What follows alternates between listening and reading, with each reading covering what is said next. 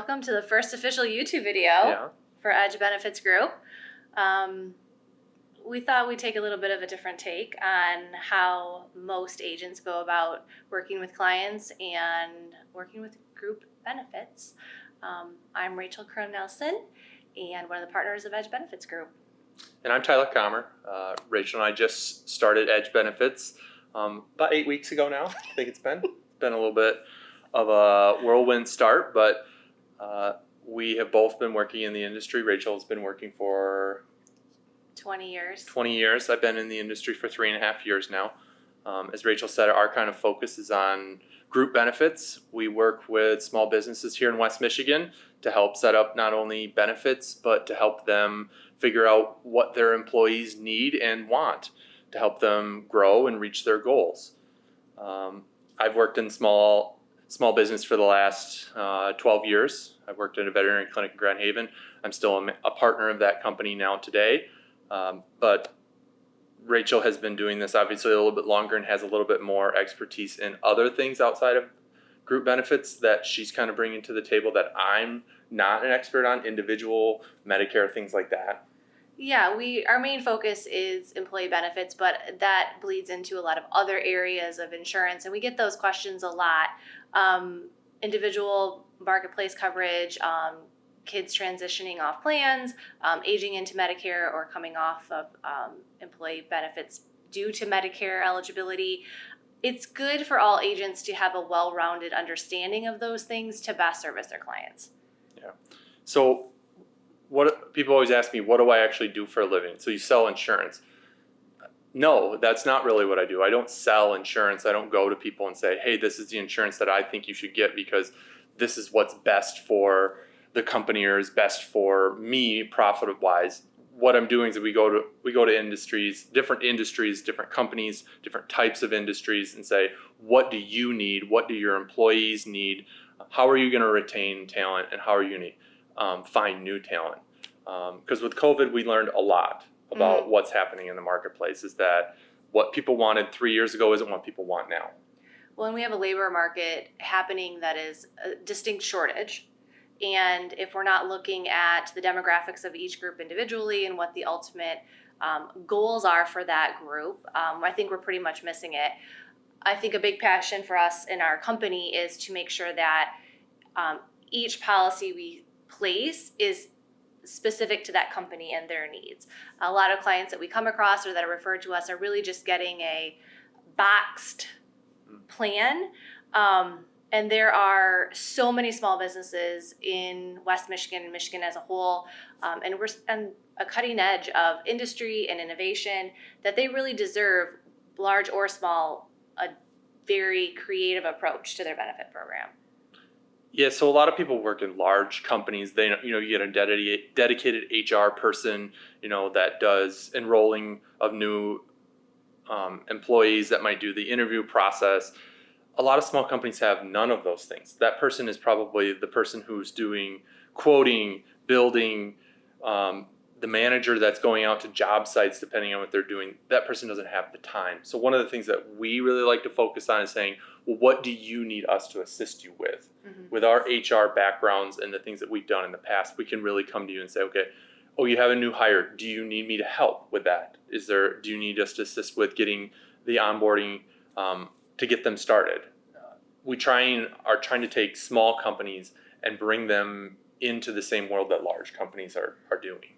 Right. Well, and what did you tell me earlier today? What percentage of businesses in Michigan are small businesses? Just under 50% of companies in Michigan are small companies, which means less than 500 employees, but a vast majority of those are less than 50. So. Right. Well, and that's a huge underserved market that we found is most agents want to work with 500 plus companies, and they definitely have their place. But when you have almost 50% of your entire market under that amount and the agents aren't going to them or assisting them, they're missing out on talent they deserve, or they themselves unknowingly probably are either paying far too much for benefits or really not enough. You had asked me before, or what's the number one question we get? How much is it going to cost? How much does it cost, and what's everyone else doing? Yeah. And those are great questions. But I think from an entrepreneurial standpoint, you really need to be cognizant of doing the right thing for your personal business and working with experts that see you uniquely. Yeah, I think one of the question of, how much is it going to cost? The question I always pose back is, well, can you afford not to do it at this point? If you can't hire somebody because you're not offering benefits, or you're not offering the right benefits, can you afford not to offer those things? So I think one of the other things we wanted to cover quick is if you currently have an agent, or if you don't have an agent, kind of like a few questions that you should be asking yourself or asking your current agent. One of the big ones would be are they helping you with compliance support? What types of things are we talking about there? Yeah, so if you are pre-tax deducting premiums from your employees, or God forbid you're not pre-taxing those amounts, and you don't have your Section 125, those are things that I think accountants assume that employers are doing, and employers are assuming accountants are doing, or their agents. Those are a lot of times missed and can be a real problem for payroll taxes, because you're not paying payroll taxes on those dollars, which is a great thing for the company, but if you're not following the necessary steps. The second thing is, Department of Labor, the summary plan descriptions. And regardless of your group size, you do have to have those documents. And I think that's something that's also significantly missed is, well, we're a small company, we don't have to comply with some of those things. But again, you're guessing or assuming that those things are happening, and a big proponent for us is making sure all of our groups are basically compliance ready, that they have those documents ready to go. And of course, COBRA, any of those things as far as initial notifications, qualifying events. Again, those are some assumptions we've come across, like, well, I thought my agent was doing it. Well, I thought the group was doing it. We don't know if we don't ask. And I think this has become this weird, scary space for companies, like, well, I don't want to know if it's going to cost me more money, if it's going to cost me or cost more work or cause more work for my team. So we just will ignore it. If I ask, it's going to cost me more money, right? Right. So we definitely step in that space and kind of take the scariness out of it. I mean, it shouldn't be something that people hate. I mean, that might be the third thing we hear is, I hate insurance. Mm-hmm. Fantastic. It's a great way to walk into a meeting knowing that everyone hates what you do and they don't want to have the meeting. So I think the other big thing is that if you have an agent, be talking to them about, are you familiar with my industry? Are you working with other groups in my industry, to answer that other question? Yeah. Of what's everybody else doing? Well, that's industry specific. If you have a business that does construction versus manufacturing, those are completely different conversations. So having that conversation, because if they're just coming in and offering you a generic HMO 1000 plan and saying, here's a basic plan, is that what's industry standard? Is that what people are looking for in that industry? Is that going to get the job done for them? Yeah. Well, and to your point as well, industries right now, especially in this labor market, are very weird. Like trucking, we need them. We need those bodies. We need supply chain solutions.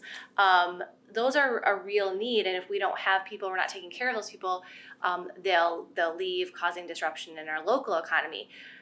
I think bottom line for me, why I do what I do is I live in this community. I want it to thrive. I understand that these industries are unique and they impact my children and their schools and all of the things that feed into West Michigan. As awesome as it is, we need to protect it. And you said boxed plans or approach to employee benefits isn't going to get the job done anymore. And we're seeing that more and more. And a lot of people don't know that if you are under 50 employees, the rates are the rates. State of Michigan, has those rates. If you have an agent, they're getting commission on your plan. If you don't have an agent, the rates are the same. Mm-hmm. So find a quality agent, ask them some serious questions. They should be very comfortable in that space and to answer those questions quickly. And, you're paying the same. So if you can find an expert or find someone you're comfortable with, again, we're selling, really it's the relationship. I always say I don't want to work with anybody who doesn't want to work with me, because that relationship gets strained. If you can find someone that you're comfortable with, you trust, that's the person, that you want to work with going forward. It doesn't cost you anything more. You only hope that you're gaining a large amount of benefit. Yeah, so if this video hasn't been super awkward for you, maybe having a meeting with one of us would be the same. I'm better in person. So, we look forward to getting feedback from people on the video and obviously reaching out to us if you have questions about your current benefits. Anything else you want to say, Rachel? No. All right, super awkward pound. Yes. Maybe a high five Oh. for somebody who's not here. Yeah. We look forward to hearing from you.